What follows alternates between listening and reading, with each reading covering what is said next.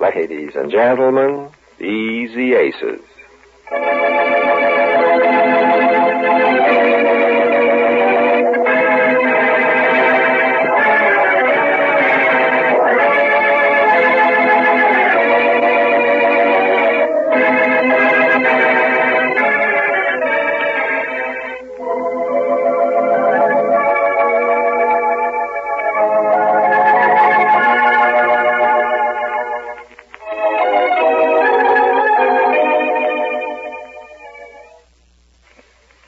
Jane's brother Johnny finds that being married to the millionairess Alice Everett isn't going to be as soft a life as he had figured.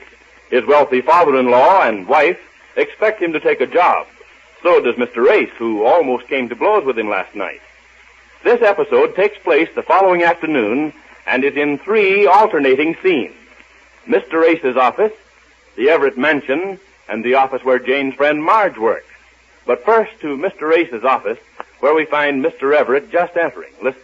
Well, Mr. Everett. Good afternoon, Mr. Race. Well, this is indeed an honor. I hope I'm not disturbing you unduly. Oh, no, not at all. I'm glad you dropped in. Have a chair, won't you? Thank you. I won't take up too much of your time. Oh, that's quite all right. You're looking well, Mr. Everett. Thank you. Nice offices you have here. Well, they're offices. I like them. Quite comfortable. I'm not keeping you from anything. Oh, no, not at all. Well, I'll try to be brief. I don't know just why I came to you, really, but I've been a little worried. Worried? Yes. I don't think it's a loan I'm after. A loan? Oh, nothing like that. It's more of a personal nature. That is, it has to do with my son-in-law, your brother-in-law. Oh, yes, I had a hunch it might be Johnny. You had a hunch? Yes, you see, I happen to be in on the inside of the situation as it stands now. Oh, let me say right away, though, that my sympathies are entirely with you, Mr. Everett. In fact, last night, well, I know you live quite a distance from our home, but if your windows were open, you should have been able to hear some of the things I said to Johnny. Oh, I see. Well, it's not the first time I had to talk to him. I don't think I'm divulging family secrets by telling you that he came to visit us a couple of years ago, and we found out he had left home because his father thought it was time he got himself a job. So he ran away and came to live with us, off of us, I might say. Then I had it out with him, and he actually went out and got a job. Well, that's a good sign. Yes. The only thing was he got himself a job as a lifeguard at a summer resort, and 2 days later they found out he couldn't swim. What? Yes. That's very amusing. Yes, it is now. It wasn't very amusing then. Well, I haven't any lifeguard jobs open. No. I imagine the boy feels he should become president of my bank or general manager of my department. Yes, and then you'll find out he can't swim there either. Yes. So I planned a little strategic move. I wanted to talk it over with you, to get your idea on the subject. Why, sure, Mr. Everett. I'll be glad to hear it. You can talk frankly with me. What is the idea?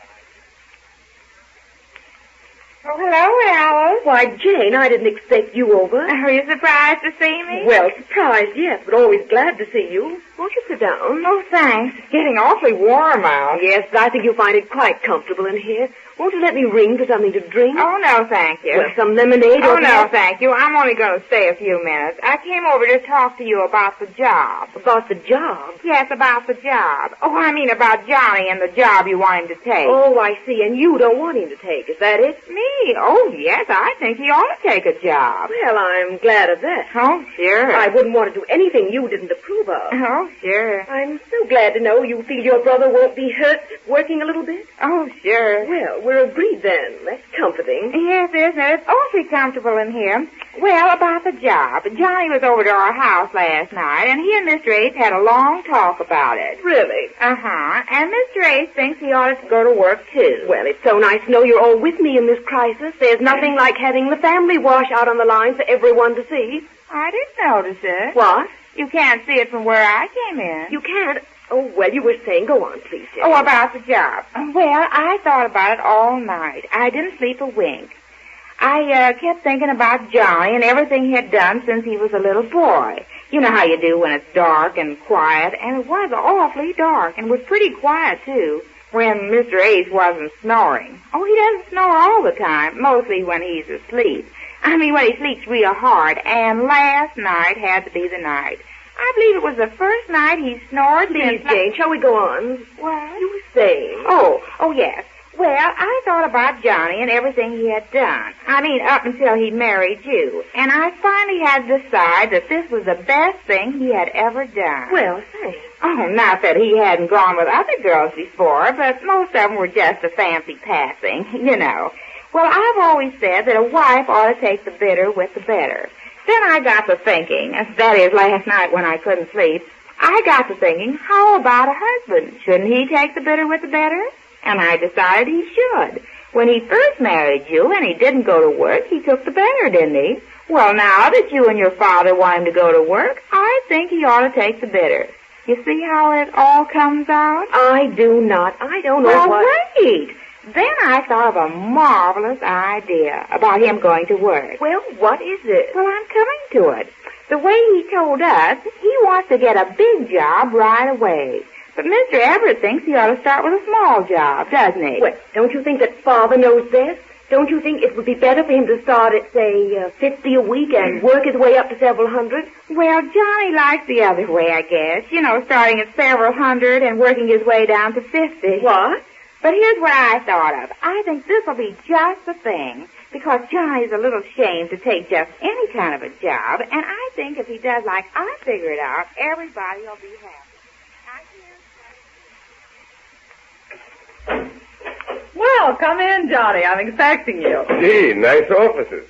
What do you do here, anyhow? Oh, things. I never did know just what kind of a job you had, secretary. Yes, secretary and general handywoman.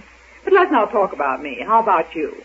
Me? Is that what you call me up to talk about? Yes. What's going to happen? Oh, I see. I suppose my dear brother-in-law got you... He did not. He doesn't even know I called you. Will you take my word for that? I'll try. It's kind of hard. What do you want to know? Well, as I understand it, Mr. Everett and his daughter have decided that you ought to go into the business, right? Wrong. What? That's what I understood. They want me to take a job in some branch of the old gent's business. Well, that's what I mean. Well, it's not the same thing. Oh, a job's a job. What does it matter what you do, just so you keep yourself occupied? Why, you know as well as I, well, we might as well be frank about it. You know as well as I that someday, it may be years, but most of the business will pass on to you. It will if I assert myself now. Assert yourself how? By not letting them cram just any kind of a job down my throat. The trouble with the old man is that he thinks I'm not capable of stepping into a big job right away. Oh, and you think you are? Listen, Marcia, I've been around. I've seen executives, yes, in pretty big jobs, and they didn't know the first thing about them. So you think you'd like to be an executive that didn't know the first thing about his job? Yeah, No, now you're getting funny. I'm talking seriously. And I certainly am. Now, look, Johnny, I know this is going to sound like a lecture, Now, but wait a minute. Before you start lecturing, let me save you some time. I've been giving this thing a whole lot of thought. The old man doesn't think I know anything about his business. Well, I've got a plan to prove to him that I do. And this is how it's going to work. But you've got to promise not to breathe a word of this to Eddie. A very splendid idea, Mr. Everett. Excellent. You see what I mean? Yes. Since he's so embarrassed about accepting just any sort of a job with my business, I thought in this way we might appeal to him as if he were doing something really important. Sure, I see. You mean you're going to tell him that you think there's something going wrong somewhere in the department store end of it, and you want him to go to work there incognito. Is that it? Yes, that's it. He can start in any department of the store. It really doesn't matter. Yeah. Just so he gets the background of how we run our business. The foundation I built the business up on. I see. That sounds good. But it's got to be done on that basis. I mean, you've got to make him believe that he's really trying to find out something that's gone wrong, like a faulty sales force or, a leakage in your merchandising scheme. Exactly. Yeah. Now, Mr. Ace, you know the boy better than I do.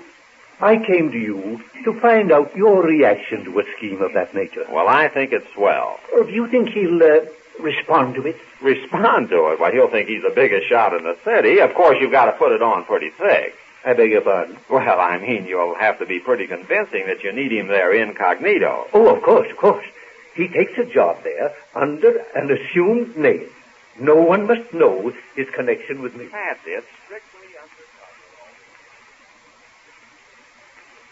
Well, why don't you like what I thought of, Alice? It doesn't matter what name he uses to work, and if nobody knows who he is in the store, then he won't feel ashamed about working at any kind of a job. Oh, I understand that, but it seems such an underhanded way to do it. What do you mean? Well, it amounts to, tricking him into going to work. Well, it's better than not going to work at all. I think it's just the thing.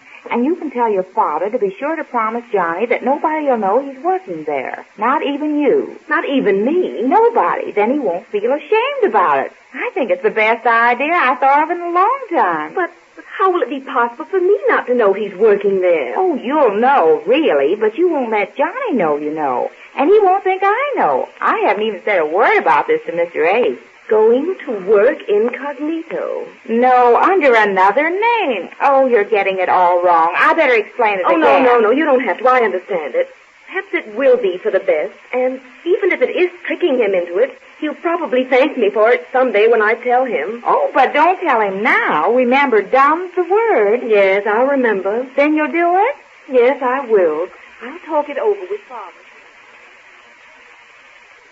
And by working there just as plain John Smith or Joe Dokes, I'll be able to pick up a lot of dope about the business that the old man doesn't even suspect. Get the idea? It's marvelous, Johnny. Why, I'll bet there's more wastage and loose links and, even stealing going on. I wouldn't say that. Well, you can't tell. And with my scheme, I'll be able to come to the old man after a while with a full and detailed report. That ought to give him an idea about my ability. I should say it should. But look, Marge, this has got to be in strictest confidence. I don't want anybody to know. Alice, Jane, Ace, especially him. This is only going to be between you and, the old gent, of course. Oh, sure, you have to talk it over with him. Yeah, but I won't tell him why I want to work incognito. Just that I want to, that's all. I'll take any department and look around until I find something. If I don't, I'll move to another department. And then when I come to him and show him what I've got, won't he be surprised? I should say he will. Yes, this private little secret of going to work is going to surprise everybody, but in a way they're not looking for. We learn more details when next we meet the Easy Aces.